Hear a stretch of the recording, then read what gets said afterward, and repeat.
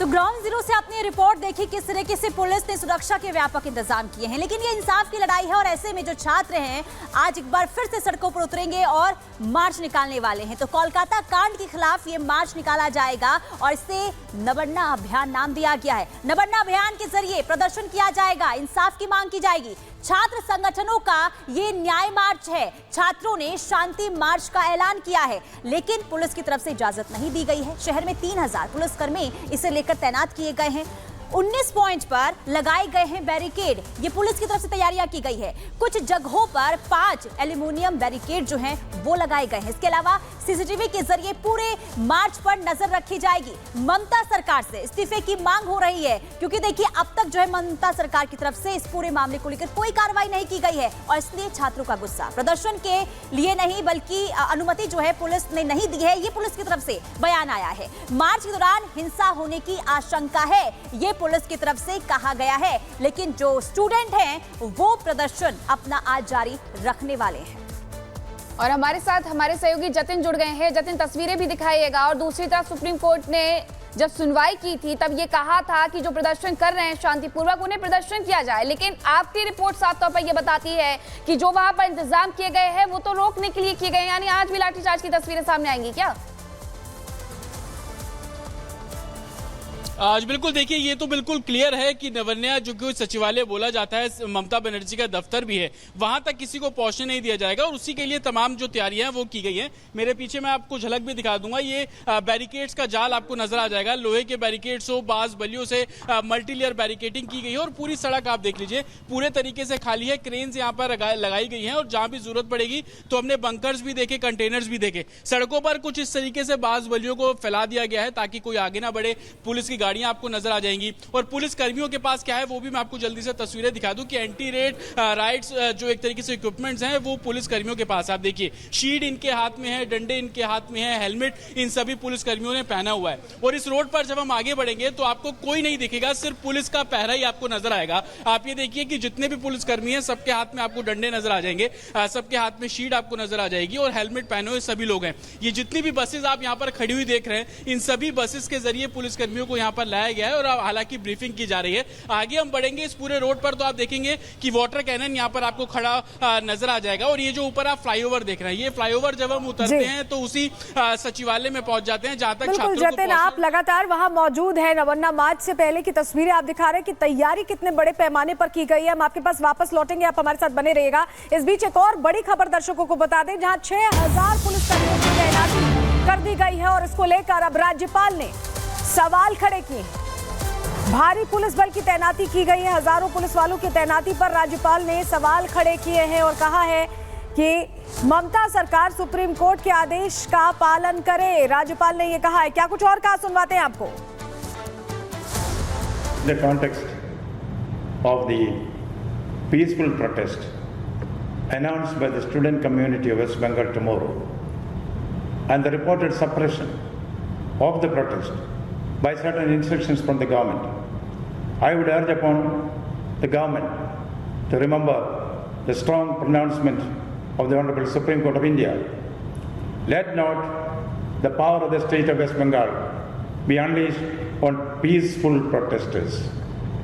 Democracy can have silent majority, not silenced majority, not silenced majority. Remember that.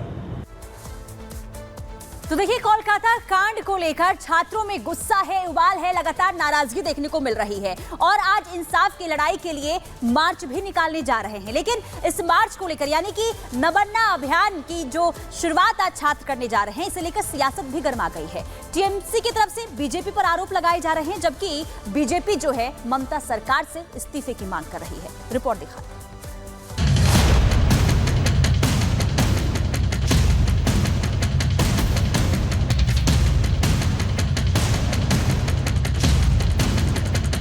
Kolkata rape murder case को लेकर ममता सरकार की दिन पर दिन मुश्किल बढ़ती जा रही है। आरजीकर मेडिकल कॉलेज के पूर्व प्रिंसिपल संदीप घोष के राजनीतिक रसूख और मुख्य आरोपी संजय के टीएमसी के संबंध को लेकर बीजेपी ममता सरकार पर हमलावर है। बीजेपी का आरोप है कि पश्चिम बंगाल की सीएम ममता बनर्जी कितना भी मां माटी मानुष की बात कर लें, लेकिन उनकी नीति इससे परे है। न बंगाल में महिलाएं सुरक्षित हैं और न ही इंसान। ममता सरकार के खिलाफ और महिला डॉक्टर को इंसाफ दिलाने के लिए नए रण की तैयारी है, जिसका नाम न बनना अभियान दिया गया है, जिसमें कोलकाता कांड के खिलाफ प्रदर्शन होना है, जो न बनना अभियान के जरिए अपना विरोध प्रकट करेंगे।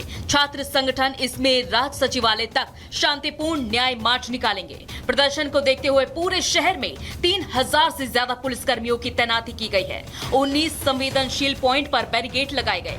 कुछ अति संवेदनशील जगहों पर 5 एल्यूमिनियम के बैरिकेड लगाए गए हैं और इसके साथ ही सीसीटीवी के जरिए पूरे मार्च की निगरानी की जा रही है। इस मार्च के जरिए छात्र संगठन ममता सरकार से इस्तीफा मांगते हुए न्याय की मांग करेंगे, तो वहीं दूसरी तरफ पुलिस का कहना है कि छात्रों ने मार्च के लिए अनुमति नहीं ली और इस दौरान हिंसा बढ़ने की आशंका है। न बनना रैली से किसी राजनीतिक दल का लेना देना नहीं है, लेकिन फिर भी इस पर राजनीति शुरू हो गई है। टीएमसी और बीजेपी के बीच तनाव बढ़ गया है। टीएमसी ने बीजेपी पर हिंसा की साजिश का आरोप लगाया है, जबकि बीजेपी ने ममता को दोषी ठहराया है। सब निंदा किया है, फांसी मांगा है, अरेस्ट किया है कोलकाता पुलिस। अभी सीबीआई का पास इन्वेस्टिगेशन है, लेकिन तृणमूल का खिलाफ, बंगाल का खिलाफ ये एनआरकी क्रिएट करने के लिए ये तो सब राम बाम सब एक हो रहा है। इस तरीके से का बैरिकेडिंग किया गया है, जैसा लग रहा है कि कभी कलकत्ता में कोई युद्ध होने वाला है, कोई वार जोन है। लग रहा है कि टीएमसी का प्लानिंग है कि वो गोली चलाएंगे और इसलिए पहले से एलिबाई तैयार करके रख रहे हैं कि बीजेपी के ऊपर इसका पूरा दारोमदार बीजेपी के ऊपर डाल दो, बीजेपी के इसके लिए रिस्पॉन्सिबल कर दो।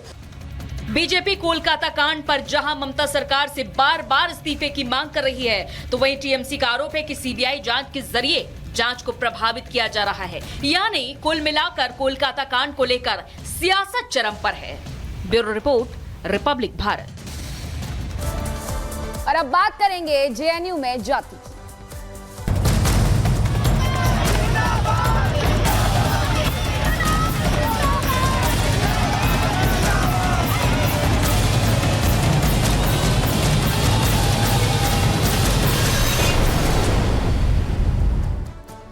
दिल्ली का जेएनयू पढ़ाई के अलावा बहुत से कामों के लिए जाना जाता है और अब एक ऐसी मांग छात्रों के द्वारा उठाई गई जिसके सामने कॉलेज प्रशासन को, विश्वविद्यालय प्रशासन को झुकना पड़ा है। उनकी तरफ से अनशन किया गया। छात्रों ने लगभग 15 दिन अनशन किया और अनशन पर बैठने के बाद उनकी 6 मांगे मान ली गई हैं। अब छात्रों का कहना है कि जातिगत जनगणना होनी चाहिए। कॉलेज के अंदर उनका कहना है कि जातिगत जनगणना होनी चाहिए, छात्रवृत्ति में वृद्धि होनी चाहिए, लेकिन जातिगत जनगणना वो भी कॉलेज में। इसे लेकर के सबसे ज्यादा सवाल उठ रहे हैं और अब ऐसे में यहाँ अचंभा ये कि मांग मान ली गई है।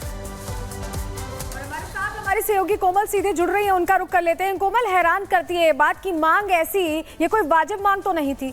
जातीय जनगणना कराने की बात एक विश्वविद्यालय के अंदर, और उसके बाद उस मांग को मान भी लिया जाता है, उस पर काम भी शुरू हो जाता है।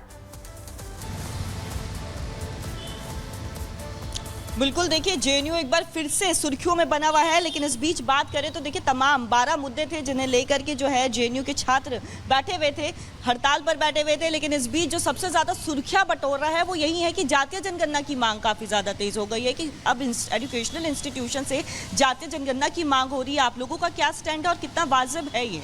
कि यहाँ की जो यूनियन है ना, वो अपनी आइडियाज़ और पॉलिसीज़ पर नहीं चलती है। जो भी इंडिया अलायंस के आका, इनके जो पेरेंट्स हैं, वो जो भी बोलते हैं वो फॉलो करते हैं। जिस तरीके से कुछ तथाकथित युवा नेता देश में अराजकता का माहौल बनाने की कोशिश कर रहे हैं, जातीय जनगणना करके देश को अलग अलग हिस्सों में विभाजित करने की कोशिश कर रहे हैं, तो बस ये पपेट्स हैं उनके और उसी चीज़ को फॉलो कर रहे हैं। जेएनयू में जो मूलभूत असुविधाएं हो रही हैं छात्रों को, उसको दरकिनार करते हुए हॉस्टल की सुविधाओं को दरकिनार किया जा रहा है, लेकिन जातीय जनगणना पर ये फोकस कर रहे हैं। स्टैंड क्या है? देखिए 2012 से यहाँ पे लगातार यूनियन में लेफ्ट है और इन्होंने